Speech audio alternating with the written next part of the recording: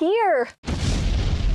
And for this year's Expo, Nintendo has announced not much, actually. Oh, come on! Yeah, considering E3 takes place between June 16th and June 18th. But this is pretty in line with Nintendo's usual shenanigans. But the problem is, since last year, E3's been changing, so now we have no idea what to expect. Last year, all we knew before the show was that they were opting for a digital event instead of a press conference. Say what? Your guess was as good as ours. And then something called Treehouse started showing up right before the show. Again. Say what? No one really knew how any of it was going to go. But it went. And it looks like Nintendo's sticking with it. We'll be seeing another Nintendo digital event on June 16th at 9 a.m. Pacific Standard Time. All weekend, Nintendo's Treehouse Live will be streaming something. Great! Another Mario game! And then they're going just one step further by bringing Mario Maker demos to Best Buys around the country June 17th and June 20th, lining it up right with E3. Nintendo started last year bringing E3 news directly to the fans, and it looks like this is a trend they intend to continue. Cool. Cool. But what else does that mean for E3 2015? No clue. They don't tell us anything, remember? I don't know what we're yelling about! Let's take a look at what we do know, though, and some things we wish we knew for sure. For the Wii U! Star Fox is confirmed and will be playable. I've been looking forward to this day, to see you again. Last year's demo featured the R-Wing in flight and in combat, plus the new helicopter vehicle that featured a deployable robot. Miyamoto really wants to stress the importance of the gamepad in this game, really utilizing the dual screen capabilities. Last year, the only thing we saw on the gamepad was the ship's cockpit, so it'll be really interesting to see where this goes. The game is expected to release this year.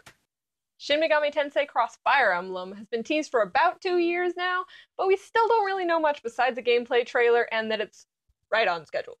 The game isn't confirmed for E3, but hopes are high that gameplay footage will at least be shown. And this crossover title releases at the end of this year in Japan. Come on! Xenoblade Chronicles X has already released last month in Japan and will arrive stateside this year. There wasn't a demo last year, but the Nintendo Treehouse played it for their show. Since it's supposed to arrive later this year, a demo for E3 is a pretty good bet.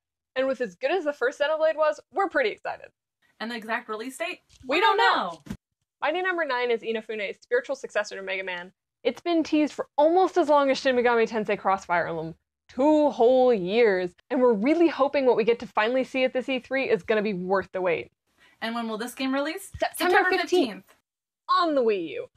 The 3DS release date is supposed to come later. And the last Wii U game we are excited about that is definitely coming to E3 is Disney Infinity, which, if last year's any indication, will probably take over like 99% of the Disney booth. Confirmed playsets include Age of Ultron, Inside Out, and 3 different playsets alone for Star Wars. With 30 new figures, Disney Infinity will now have over 100 new playable characters. Smash House is also cramming in some new features like the Toy Box Speedway and Toy Box Takeover.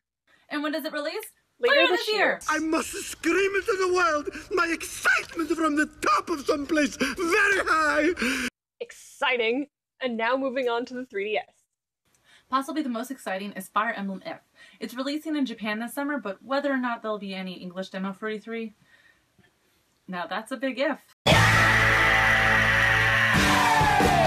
And then for hardware, there's speculation that this year we might get to see the new 3DS adapter that's supposed to be slated to come out in fall of this year, along with a new Animal Crossing and the intro of Amiibo cards. Yay! And then, since E3 is the biggest show of the year, there's always the possibility for a bunch of new announcements. So will they announce what's going to replace Club Nintendo? They better.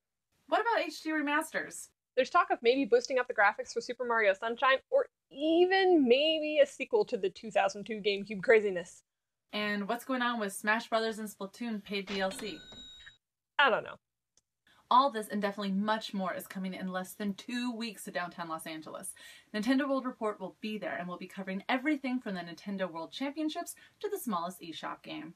We'll have previews, gameplay footage, and video news coming right at you every day from the show floor. But the most important thing is what you want to know.